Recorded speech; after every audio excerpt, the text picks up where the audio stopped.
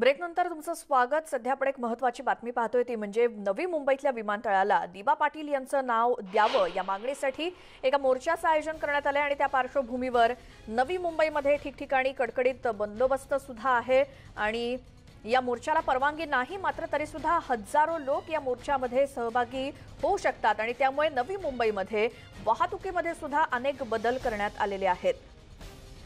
नेमके काय हे बदल आहेत हे आपल्याला स्क्रीनवरती दिसतायत। कशा पद्धतीने वाहतूक वळवण्यात येणार आहे, नवी मुंबईतल्या विमानतळाला दिबा पाटील यांचं नाव देण्यात यावं या मागणीसाठी हा मोर्चा मोठ्या प्रमाणात आयोजित करण्यात आलाय। आज सकाळी 10 वाजता खऱ्या अर्थाने या मोर्चाला सुरुवात होईल, मात्र त्याआधीच नवी मुंबई किंवा आसपासच्या वेगवेगळ्या ठिकाणांहून मोर्चेकरी आपापल्या भागातून निघतील आणि मग या मोर्चामध्ये सामील होतील।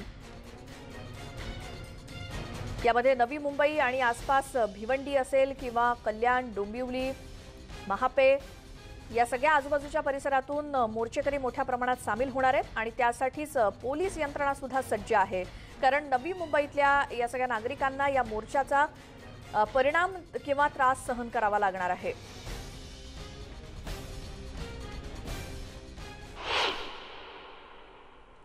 या मोर्चा संदर्भातले प्रत्येक अपडेट घेत राहूच, मात्र तुर्तास वेळ झाली आहे या बुलेटिनमध्ये इथेच थांबण्याची। तर यानंतर पाहूयात स्पीड न्यूज।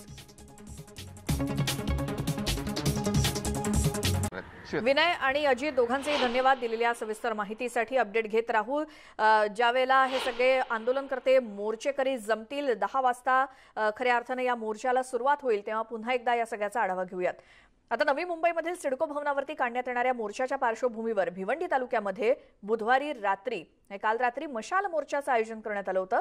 भिवंडी तालुक्यातील ग्रामस्थांमध्ये जनजागृती व्हावी यासाठी पिंपळास गावातील ग्रामविकास युवा प्रतिष्ठान आणि गावातल्या तरुणांनी या मोर्चाचं आयोजन केलं होतं। यावेळी घरोघरी जाऊन जनजागृती करण्यात आली।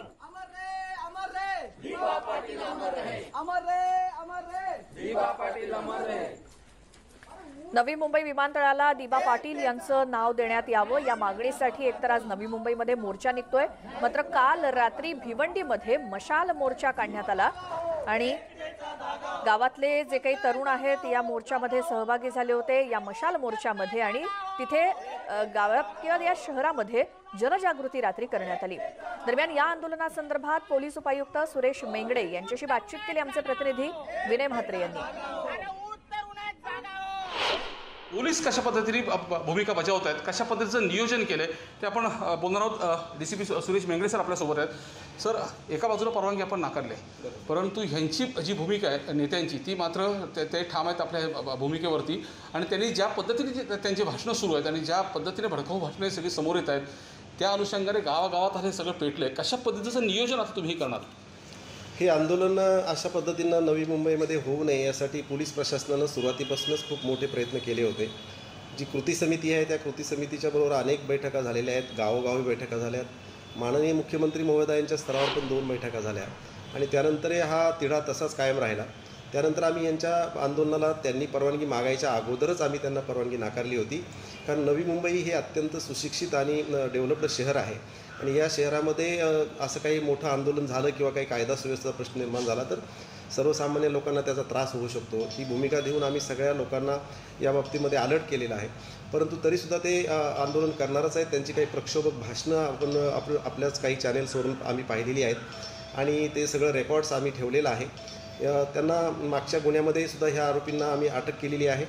त्याचबरोबर त्यांच्यावर प्रतिबंधात्मक कारवाई करत आहोत। त्यांना 149 नोटीसही दिले। त्यांना सर्व जाणीव दिलेली या आंदोलनामध्ये बाहेरून लोक येणार आहेत, पालघर, ठाणे इकडनं, त्यामुळे त्यांच्या वेअर अबाउट्सबद्दल आपल्याला काही माहिती नाही। याच्यामध्ये काही चुकीचे इलेमेंट्स जर ह्या आंदोलनामध्ये आले तर आंदोलनामध्ये कायदा सुव्यवस्थेचा प्रश्न निर्माण होऊ शकतो, याची जाणीवसुद्धा आम्ही लोकल नेत्यांना करून दिलेली आहे। नवी मुंबईचा विचार करता इथले नागरिक, कार्यकर्ते सगळे समजदार आहेत, परंतु काही ठराविक लोकांनी हे खूप मोठ्या प्रमाणामध्ये चुकीच्या पद्धतीनं सुद्धा याचा प्रचार केलेला आहे। त्यामुळे पोलिसांनी आपली तयारी सुरू केलेली आहे आणि हे आंदोलन कोणत्याही परिस्थितीमध्ये परवानगी त्याला आम्ही देणार नाही आहे, नाकारलेली आहे।